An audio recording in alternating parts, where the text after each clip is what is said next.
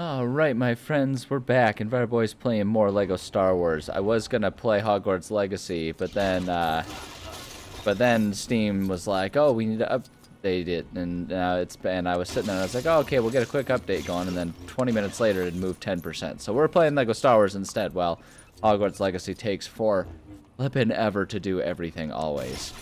Honestly, that's been my biggest frustration with that game. The fact that I swear, every day there's a new update, and every update takes hours to download and install. It's absurd.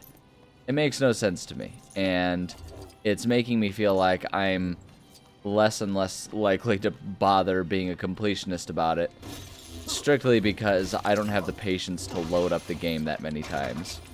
But anyway, we're not playing Hogwarts Legacy. We're playing Lego Star Wars, which is much more innocent and whimsical, as evidenced by the fact that I'm running around like a big giant bobblehead right now. Incredible. It's absolutely beautiful. One of the best things that's ever happened to me. These arrows are not helpful though. They're like, you try to follow the arrows and then they just kind of seem to move away from the camera. And it's not super helpful, but that's okay. We'll just wander around and explore everything. I hope everyone's having a good day. I don't know, there's not a whole else to that statement. I just, I like knowing that people are happy and having good days. I don't know. It's a lovely day around here. We've been having some very lovely weather in general, punctuated by occasional thunderstorms, which I'm on board with. I love me a good spring rainstorm. Some of my favorite stuff. This video is going to be uploaded. It's got to be getting towards the end of July, but right now I'm recording it in. Yeah, I got to figure out what's going on with this. I'm recording this in. Yeah, there we go. Oh, oh, geez, I can only choose one. Okay, what happens if I do that? Do I, oh man, this is going to be more complicated than I was expecting, isn't it? I don't know what the end game for this is. Let's get Beepster Bait here, and see what we got. Yeah, but yeah, it's lovely weather outside, and I find it quite refreshing. I've been spending a lot of time sitting on my balcony and reading, which is just such a wonderful thing. Alright, so what does that do for us? It takes its sweet flippin' time. Oh, I understand. I understand where this is going. Okay, yeah, so we'll have it follow that. And now it's now it's gonna move. Oh wait, no. I think no. We want the middle. I think we want the middle. Oh wait. Wait, I don't understand. I thought it was. Well, now it's gonna die. Oh, okay. Yeah, grab that. Okay, so it goes there. And wait for it to go through, and then we need it to go through the middle one. And then we're gonna have it go back through the right one. Oh my gosh, this is so complicated. And slow, my goodness. Taking their time organizing this. Okay, so we set it up to that one. And so now it should go through. Okay, yeah. Okay, we're doing good. And now I think it's gonna go back over. Yeah. Right? Yeah, it's gonna go back through there. Alright, yeah. And it'll get through. And then if I'm following, then it's gonna get back to that. And that's probably where... Okay, yeah, fine. Don't do what I needed you to do. That's fine. It's whatever. There we go. Okay. Alright. So now we'll be... the Beaver Believer here. Get that right there. That right there. And that should get us... Oh, jeez. This is going so much faster than I was prepared for. Okay, fine. Kill the man. I don't care. I'm honestly kind of over the whole caring about how insane the actions that the characters do. They don't do what I need them to do ever. And you just gotta accept that. Yeah, okay, fine. Murder your friend. I don't care. If that's what you feel you gotta do, Lego bobblehead, old B1, then so be it. It's very Sith of you, but I don't know. I feel like I know there was an arc where like Luke kind of toyed with the dark side within expanded universe. I'm pretty sure there was an arc where Obi-Wan kind of did that too. I don't know. It's kind of low-hanging fruit on the we want a fresh take from a tired-out character, you know, that like franchise owners like Disney and stuff like to do. Although that would have been pre-Disney. I don't know, man. It's weird. When this ship went down, no one has been. When his okay. An astromech of mine was self-flying a ship back to Utpao when his ship went down. No one has been in touch, and we can't find him on our scanners, so it must be a rather desolate empty planet. I had so many adventures with the little guy. Oh well, best go buy a generic replacement. That's the spirit. That's where you take it. When life kills your best friend, you replace him with a less interesting version. Well done. Yeah, I feel like there has to have been an arc where they had Obi-Wan being all like, well, I'm gonna be on the dark side now, right? It's always one of two takes. It's always like either, oh, I'm disillusioned because of this bad thing that happened, or like it's like, oh, well, I think I'm different and I can study it and be successful rather than dying like the rest of them, which is just absurd. That's never how it works. Okay, how do I... What's the deal with this? Wonder if I need to start off by... So, like, I mean... Oh, I see. It's down here. We start off. Okay. I'm gonna still do this just because we can do the grapple, and that sometimes is a bit of a... No. Oh, wait. No, jump. Just, yeah, let go of it. We've got our thing of Maduber here. There we go.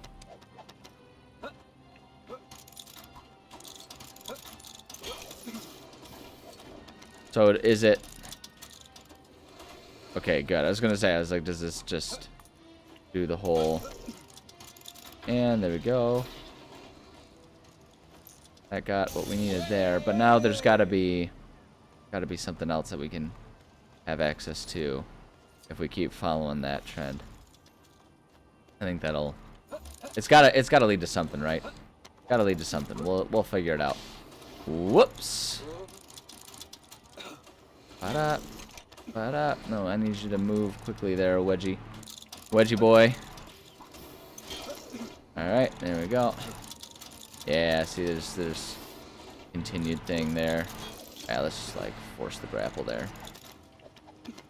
And we're gonna definitely wait for that to reset. There's no way that's gonna be... Yeah. Alright, there we go. Go there. And then we go. And then we go. Go. And then we go. Hey!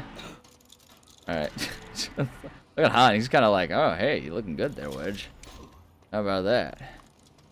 Anyway. Ah, boy. Trying to think about what interesting things are happening in life so that I can make commentary about more than me just blabbering on everything that you're literally able to watch me do on screen here.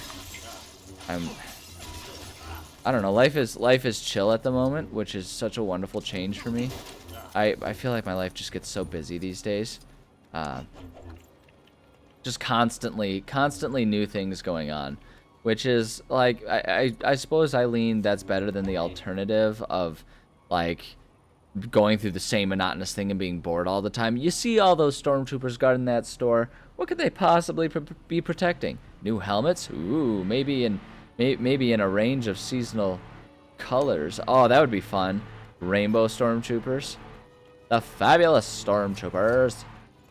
But yeah, I prefer being too busy as opposed to being too bored. But even then, there's like, you know, there's a limit to that. There's a certain point where, you know, if you've got too much going on, it just gets exhausting. So, All right, let's see. I didn't grab this apparently. So it's been nice having things be kind of chill. Although it is a little bit of a calm before the storm. We do have a lot of stuff coming up in my life. Half Job Harry. Ah, that's right. We got Half Job Harry. Got Half Job Harry. He's in nasty habit of giving people half jobs. I mean, don't get me wrong.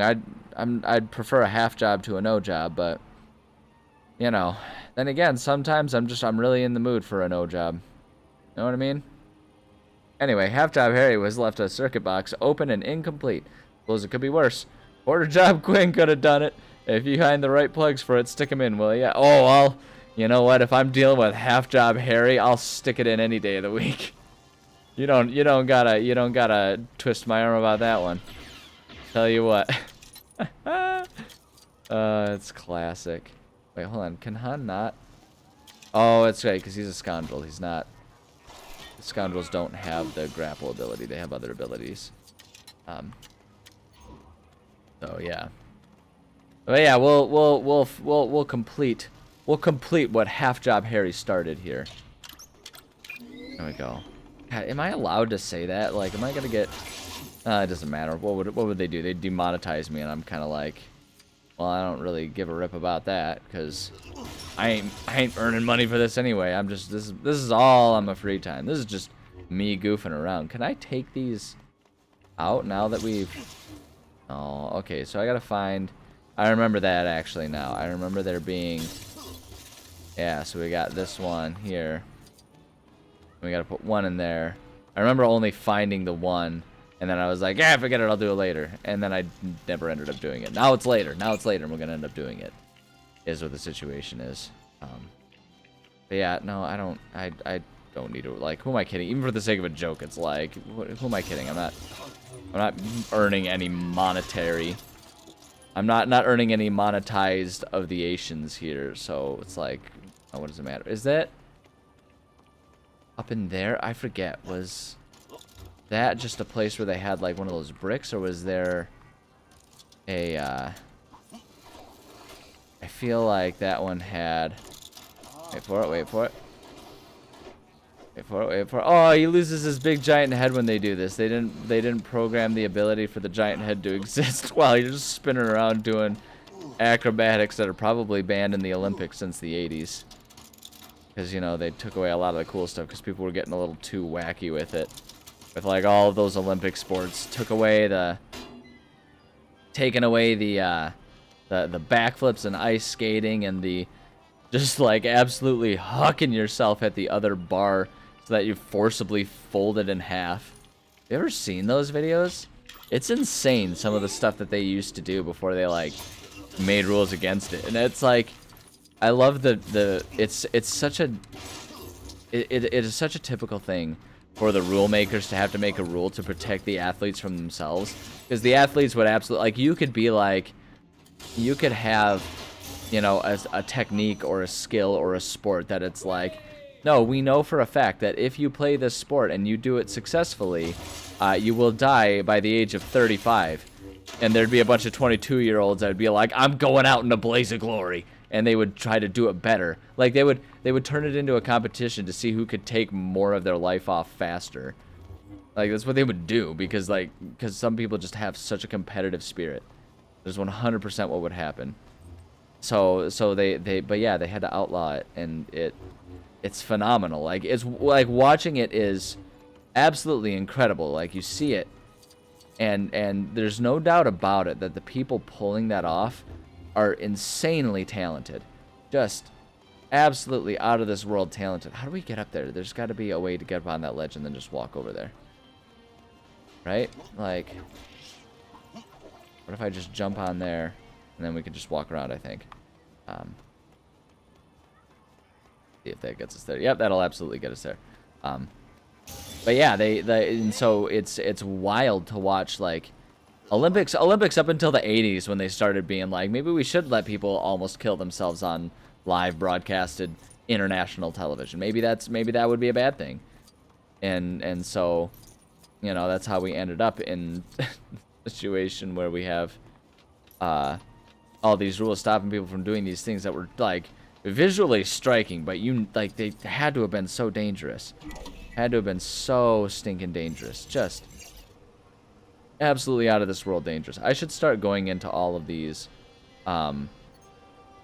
different rooms. Gosh, this is such a confusing map here, being in Cloud City. So if we go in here, yeah, we got one of them in here. How do we open it? Oh. Oh, I see. Oh, I see. I get it. Okay, alright. I see how I should have done this. I think, okay, I don't think I'm going to get it this time, but we can try. Okay, that's alright. I know what to do. I know what to do. Let's be Wedgie here. Comes down. And now we come here. Can we, like, get it past the... No, we can't get it past the thing. So, but yeah, we do there. There. And there. And then there. And then, oh, get that one. There, there, and there. And then that should be the last one. There it is. Oh, Wedge has disappeared. It's a floating gun now. The floating gun, the American special. They call that drone warfare. Oh, it's dark now. But yeah, sorry, I got distracted focusing on this thing. But the moral of the story is Olympics used to be way more rad with all kinds of extra risk of death and dismemberment, and then they were all like, well, safety standards, and now the world's boring and lame. It is actually kind of an interesting thing, though. Like, jokes aside, it's such a fascinating thing to see sport science kind of heading more and more towards safety-minded and oriented decisions. So like I do kickboxing. I'm not a competitive kickboxer at this stage in my life. I do marathoning as my competitive thing because, you know, talking about safety here, it's significantly safer to just like run a long distance than let someone punch me in the face. But within kickboxing, there continues to be a lot of debate about whether... Oh, sweet. Can I just like... Well, let's see, you guys. They don't seem to care. Yeah, they don't care. Oh, wait, hold on. I gotta be a stormtrooper as well, huh? Oh, wait. Okay, let's ditch that. Oh, like, just drop the box. There you go. Alright, be a stormtrooper. Alright, let's do... Okay, left, down, up, up. Left, down, up, up. There we go. But yeah, like there's all kinds of debate that continues to be ongoing around the use of headgear in boxing and combat sports and kickboxing. It's what I'm one of you. Don't do that. I'm one of you. Don't please ignore my big head. I'm very self-conscious about it, and actually it kind of hurts me emotionally that you guys would attack me because of my big head. That's the only thing that sets me apart from you guys. Otherwise, we're the same. We're all stormtroopers here. At any rate, within the world of boxing and kickboxing and combat sports in general, there is a lot of, or rather I should say there isn't hardly any acceptance of the idea of using headgear. And in fact, there are ongoing arguments about, like people will make, oh, why only the one? Oh, I see. Do we have to just keep killing these guys? It's going to be a wave battle one. Okay. But yeah, there are arguments that it's even less safe. Like people are more likely to get concussed from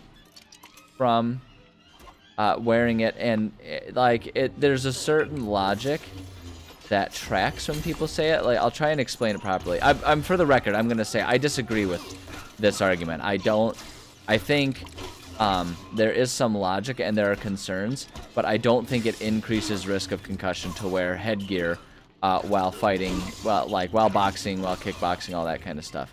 I don't agree with that sentiment.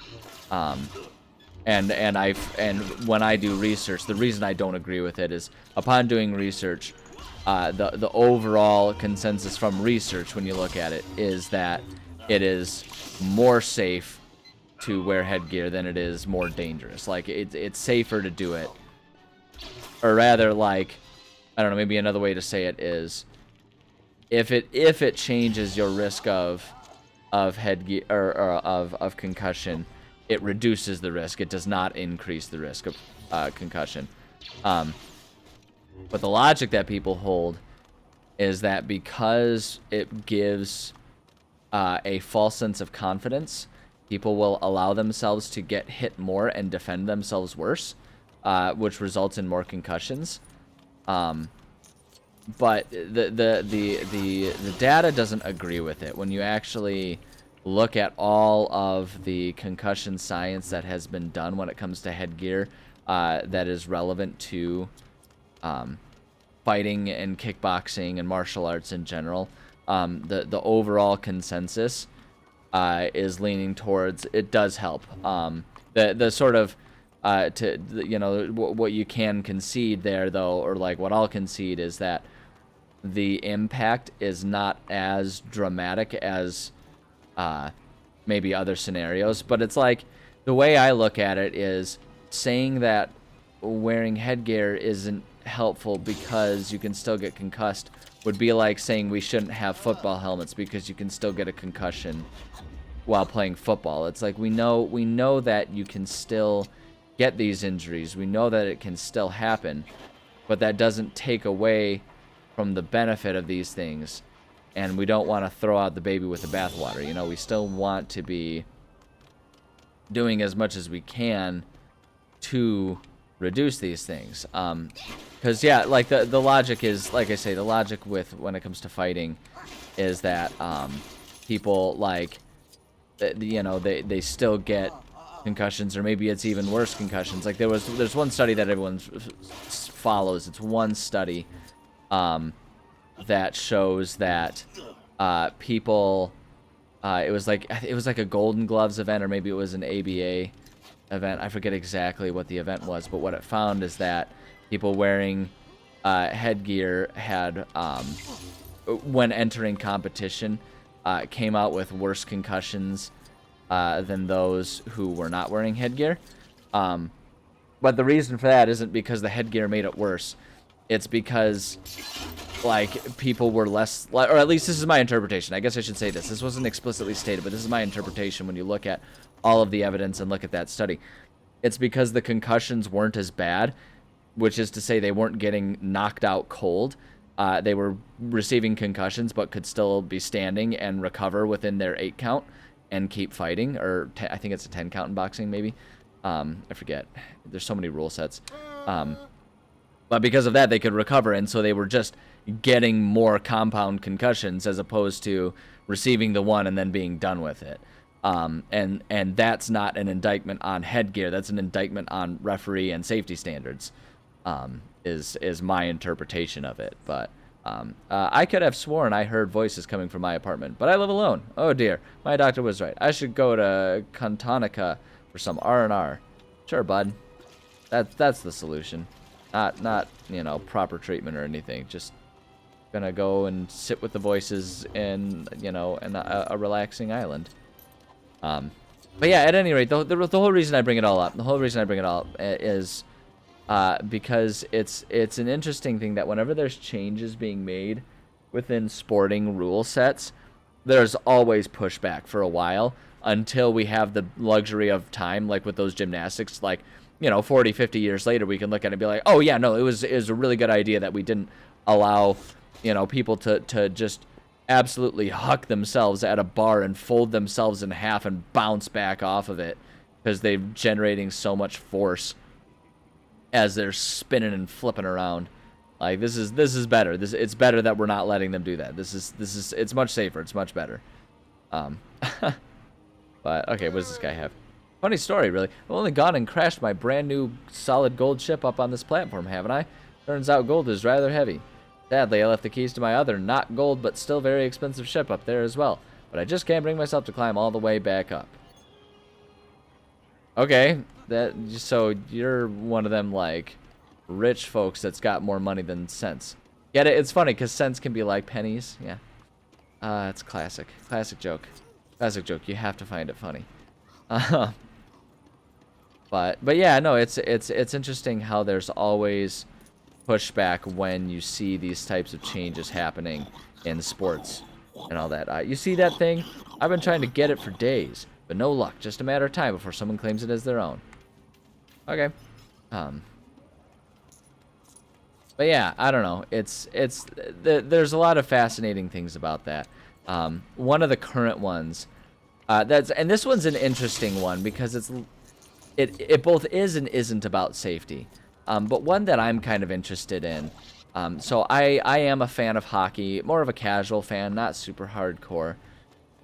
But the way rules are changing is they're basically trying to bit by bit phase out fighting in hockey. They're trying to get rid of fighting. They're making a lot of rules against it.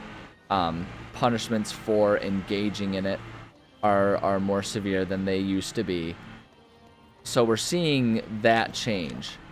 But what's interesting about that one is, one, it changes the culture of the sport entirely. Because, well, I'm not going to sit here and try to profess that there weren't players and teams, you know, historically who fight just because they are aggressive and they like to fight, right? Like, certainly that kind of stuff happens. But fighting within hockey has always kind of been a... Uh-oh, hold on, things are freezing up. I'm wondering if, hold on, oh, yep, hold on. Hold on. Okay, alright, we're back. Sorry, I had to reload, because, Hogwarts Legacy, did the wonderful thing that it loves to do, where it finished updating, and then, just automatically loaded in, and superseded everything else that was going on my computer. And, like, you know, okay, fair cop. I had clicked the icon thinking that I was going to load up the game at first when I started doing it. But then it's like, oh, okay, we're going to be an inconvenient amount of time. And then the worst part about it, too, is that just the loading takes forever because it has to do all of it's like preparing shaders nonsense. And it's like, what?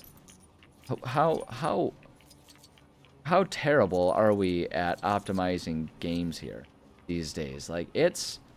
I try to not be someone who gripes too hard about, like, the state of games these days and blah, blah, blah. Like, I try to be, you know, someone who's kind of more like, you know what, bigger games require bigger space and all that kind of stuff. But it really is a growing problem within the gaming world that games are just not optimized in any way, and they are so bloated and inconvenient to load up. It's like, why are you shipping a game that takes like 10 minutes just to load up? It's insanity. Cloud City Crasher. It's absolutely insane, and it really is one of the biggest frustrations with gaming right now, or at least for me it is. So, okay, how do we just somehow... There's a platform there. Okay, well... Okay, that wasn't exactly how I wanted you to jump, but that's fine. Okay, what do you have for me? Man, there's so many people with things. So some reprobate burned my cloud car to a crisp, but not before taking off with the keys to my other ship. Ah, well, life goes on when you're rich and eccentric. Okay, yeah, there we go. I guess we confirmed. She's a rich jerk. I want to figure out how I'm supposed to get up there. Oh, grapple. That's how we're supposed to get up there. Why are you not following up there? Wedge, get up there. Go, go, go, go, go. Go. Anyway, what was I talking about before we were so rudely interrupted by Hogman's Lemon Jerry? I was talking about fighting in hockey and like how rules change and stuff. And so, yeah, so it is a thing in hockey where fighting is becoming less and less allowed. No, I don't want you to do that. I want you to just jump down, grab the thing. Thank you. It's you know, they're holding more and more. I guess I shouldn't even say like rules against fighting necessarily. I mean, fights still do regularly happen in hockey. It's like basically what it's coming down to. It's actually not even. It's kind of like I don't know how to describe it, right? Like, and again, I'm casual, so I could be mischaracterizing a lot of it. But essentially what's happening is the role of an enforcer is getting shoved out of hockey these days. And for those unfamiliar, an enforcer is someone who's on the ice pretty much explicitly to hit really hard and to fight and win fights. And the reason that they're there is basically to be an on-ice police force is the best way to describe it. Like they're capable of going in and being the one that, like, if you injure a star player on the other team, you're gonna have to prepare to deal with consequences from an enforcer, right? The enforcer, is gonna hit you, whether it's in a fighting aspect or in just a he's gonna come and almost and basically headhunt for you, and so by phasing that out, by stopping that from being, okay, hold on, so is it symmetrical? Yeah, it's 2 middle, top, middle 2. We want 2 middle, top, middle, and then 2.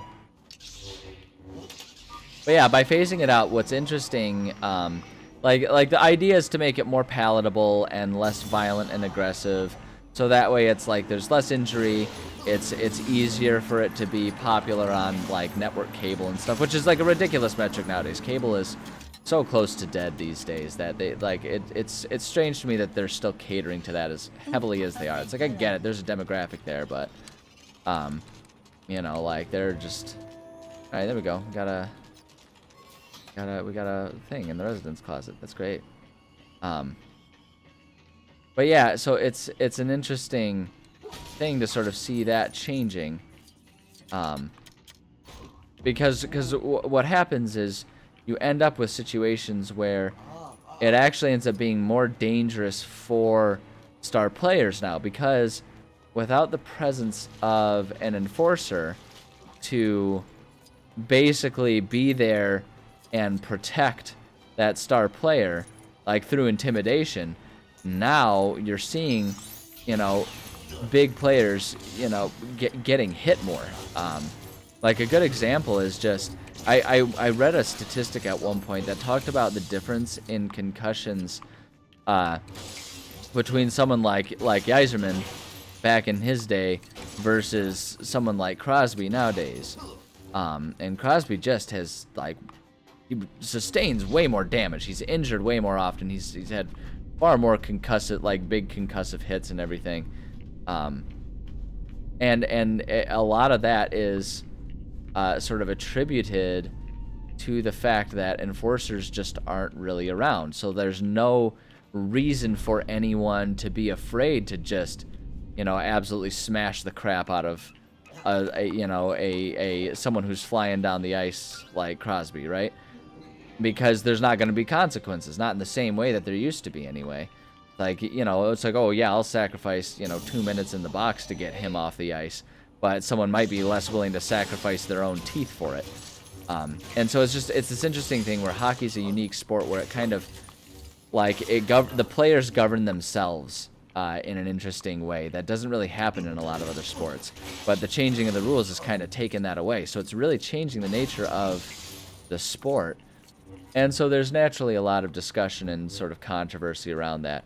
But it's one of it's an example that I kind of feel like, the traditionalists who are like, we don't like this isn't great. I kind of feel like they have a point. But it's an interesting one. And like I say, the thing about it too is I am a casual fan. So there's a very good chance that I have that wrong and mischaracterized the whole state of it. But that's just kind of how I understand things as they've been presented, in a way that I might be able to understand it as just, like I say, a goober casual fan. But yeah, sports are fascinating, and it's why I've actually been kind of finding myself more and more drawn to them. I feel like there's a big push from some circles to be all like, oh, sports are lame and it's lame to be into sports. It's like, it's almost like a counterculture of like, oh, it used to be so cool to make fun of nerds and nerd culture. And so now that like the world is kind of shifting and being a techie, being a video game nerd, all that kind of stuff is a lot more practical and accepted in culture today. Because of that shift, there's sort of a counterculture of, well, I'm going to say, and I'm going to take the stance that being into sports is weird and lame and stereotypical dude bro jock, and ooh, it's not cool. And not everyone feels that way, obviously, but there's definitely a strong contingency of people who think and feel that way these days. And I'm not going to sit here and try to say like, oh, well, they're wrong, they're supposed to like this, they should like this. It's not the point here, right? Everyone can like what they like or don't like. That's just how it is. Everyone's got things they like and don't like. I like how casually I just found that after like multiple episodes being confused about how to find that. But we got it. We got him, boys. We got him. Mission accomplished. We're going home. Always have an exit strategy. But when people dismiss sports because they don't like immediately understand them, I think that's too bad. Not because I think everyone has to like sports, but rather because I think they're missing out. Like, I think there's a lot of very interesting things to be seen in sports, whether we're talking women's sports, men's sports, traditional ones, more unique niche ones, right? Like, I think there's interesting strategy and politics around things like, ultimate frisbee and stuff like that too. It's like, just go to your local pickleball courts where the retirees sit there and play pickleball and tell me there's not interesting anthropology to be observed there, and not even from a like, oh, they're just like animals in a zoo, it's amusing to watch them, but it's like there's so much that you can learn about human interaction and human culture by watching sports and the strategies involved in that. Last job Zuckus took was way more trouble than it was worth. Ended up crashing my ship into some backwater planet. Had to get rescued and didn't get the bounty. Terrible time for Zuckus. We fled there so fast we didn't even get the name of the planet we crashed and left the ship on. And without a ship, searching is very tough for poor Zuckus. Help a bug out? I mean, there's nothing there. Everything is coming up Zuckus. Only thing Zuckus can remember is that we were somewhere in the Arcanus sector. Passing ships in that system may have seen where we crashed. Come, let's take your ship and go hunt for some information. Alright, we'll do it. But yeah, for real, like, so I've been paying attention a bit more to, a bit more attention to Major League Baseball this year. Used to be really into it, kind of fell off for a few years there, but I've been back into it. Okay, Tatooine, of course it's gonna be Tatooine, it's gonna be Tatooine, it's always Tatooine. But I've been getting more into it, and it's, when you really take the time to pay attention to it, there's so much going on. It's not just people throwing a ball and hitting it with a stick, right? Like, there is so much strategy involved because, I mean, from a skill standpoint, like, thinking about how pitchers do things, they're not just hucking a ball and hoping for the best. They have different types of pitches that are meant to elicit different specific responses from people. And to me, that's like super fascinating. When you think about just, again, sort of the psychology of it all, when you think about like the catcher will pay attention to different batters on the other team and know what type of pitchers, like what types of pitches different batters are more likely to chase after, and in comparison also what ones they're better and worse at hitting. So you might have a batter who always chases at balls that are high in the strike zone, but is really bad at hitting curveballs.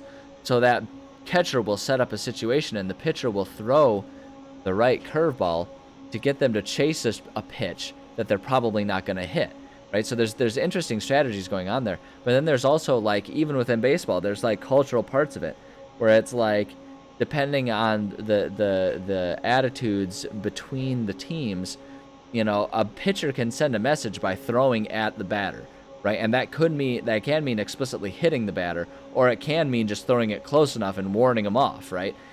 and there's like interesting politics involved in that kind of stuff, and there's intimidation factors there, and because there's intimidation factor, that's why I think a lot of sports kind of get labeled as like, oh, tough, dumb, jock, bro stuff. But it's more than that. I think it's deeper and more complicated than that. It's the same with like fighting. You know, like I mentioned, I do kickboxing and stuff. Sorry, I'm not paying attention to the game at all. If it's thrilling dogfights you're after, you've come to the right place. You had a great one the other day. That poor bounty hunter went down hard. Blam! Hope he likes the desert. Well, there's our answer, isn't it? Do we... Oh, wait, is it going to make us talk to someone else? It's going to make us talk to someone else. But so it's like with kickboxing.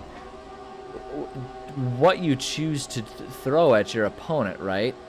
There's strategy involved based on where are the holes in their defense. You know, what are they likely to try to do to you in response to what you do to them, all that kind of stuff. But then also, again, there's like politics to it too. There's different strikes that are considered rude or disrespectful that you may or may not throw depending on how you feel about your opponent, right? Or it's like, you know, it's where all the trash talk comes, which again is like seen as macho bravado, but there's strategy involved in that. Trash talking an opponent and getting them to fight emotionally, depending on your opponent, can make them fight worse, right? And so there's strategy involved in these things, and there's something fascinating. Like, I almost view it as like you can choose to either see it as like bravado, belligerence that's annoying, or you can choose to see it as fascinating strategy and ways to learn a whole lot about the human, you know, nature, the human experience. Because the fact is that does translate outside of sports, right? It's like we might see those things most blatantly in sports, but there is, you know, such a thing as intimidation and bravado in just like the workplace and stuff like that. People tend to aim for the desert when they're crashing here. Probably worth checking out there. I know, we already got that clue. Can we please just go do it? Thank you. There we go. Yeah, let's go ahead and land there. But yeah, it's an interesting thing, and that's why I've been getting more and more into sports again lately, because it just... There's a lot of interesting things to learn about. Like I say, just the human condition in general. But even if you don't necessarily want to do it from an anthropological standpoint, it's just interesting. It's if you let yourself look deeper into it. It's kind of this. It's the same as with anything else, right? Like there's the level of enjoying paintings, where it's like, oh, that's a pretty picture, and then there's the level of understanding. Well, what makes it a pretty picture? What message is being sent with this? Why would they choose these colors? Why would they choose these brush strokes? Why choose this, that, or the other medium over another one? Right? Like all of these. There's always so much more that goes into these things than just on the surface. But you have to kind of be willing to let yourself buy into that a little bit. You can't just, like, it's not going to hit you on the surface. It requires interaction. And so, you know, that's why I say, like, I think it's too bad when people dismiss it. Not because people aren't allowed to like and dislike what they like and dislike, but rather because I think more people would actually like these things if they kind of opened themselves up. And that's what they always mean when it's like, open yourself to new experiences. It's not enough to like be grouchy and be like, well, I hate baseball, but I'm going to open up myself to new things and then go sit and be mad at a baseball game. It's like, no, you have to like actually actively try to be interested in it and interact with it to really gain from it. Yeah, this place looks familiar. This is definitely the planet we crashed on. No sign of the ship yet. We must begin our search. Let's go. Okay, all right, I guess we're doing this.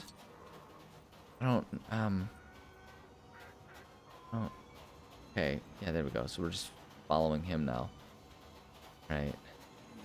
I'm going to try and finish this one in this episode, but I don't know. We'll play this one by ear and we'll see how this all pans out.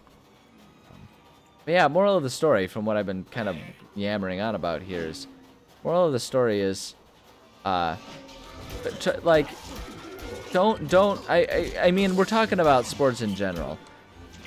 Right, so it's like the surface moral of the story is don't write off sports completely, but I think it actually the lesson, what we're talking about here, can even go deeper than that, and it can just be, don't write things off immediately just because you don't understand them, right? Like try to understand them before you write them off. If you try to understand it and you're at least like I mean, I get it, but it's not for me, that is perfectly acceptable. For me, it's always hard to see people be like, you know, when they haven't even given it a try, write things off because they're like, well, I just don't, I think it's stupid. It's like, well, It wouldn't if it were entirely stupid. It wouldn't garner as much popularity and attention as it is. It's like, it's like salting your strawberries. That might be stupid because nobody does that, right? But it's like dipping strawberries in cream. Like, don't write that off because it's a cultural thing that lots of people like. So clearly, there's something good about it. It's one of those types of things. But anyway, Zuckus, what are you doing here? If you came to find the Mist Hunter, you're too late. It's mine. I mean, yours. The chip is ours. And you were the one who said to give up looking for it. And why do you think that was, bug brain? Selling that chip is the closest I'm getting to a payday for that bust of a job we took. I wasn't going to share that with you. Your words hurt, Zuckus. Your words hurt, Zuckus. The Mist Hunter is like family. You can't sell family. Just watch me. If you see a precious ship again, you can stump the cash for it. Pockets are empty. Please, friend, do this one thing for Zuckus. You'll get paid back. Alright, I guess I'm forking it over. So what's it gonna be? Make it quick. I have other buyers lined up. Alright, I guess. There you go. Pleasure doing business with you. Later. Alright, yep. Honestly, what's the galaxy coming to when you can't even trust a fellow bounty hunter not to steal the ship you obtained together through morally dubious means? Time for Zuckus to move on. I got a new partner now. That's right. If Zuckus is ever gonna pay you back for buying this ship, you're gonna have to put Zuckus to work. Alright, Zuckus, we did the thing. We did the thing. Okay, no, that's not what I wanted. I want to go, let's go back, where the heck were we? We were on Bespin, that's right. Bespin show.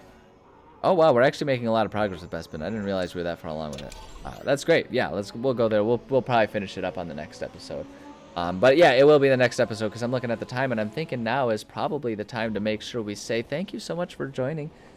Love and appreciate all of you. Always appreciate, like if you're sticking with me this far, I really appreciate that you stick around and show interest in the long diatribes that I go through. I don't know. I suspect they're not everyone's cup of tea, but hopefully someone else likes it out there. I mean, I just know that I like sitting through Let's Plays and the more interesting conversations they offer, whether it's about the game being played or about other things, the more I like it. It's background noise for me. I don't sit there with rapt attention, and I don't expect everyone else to sit through my stuff with rapt attention, but it's like, like I feel like Let's Plays are kind of a dying medium these days because it doesn't get the huge clicks and everything like that, but I think there's still a niche for it, and I think if people are like me, you see a lot of big name Let's Players slowly kind of retiring out and phasing out and going into other projects.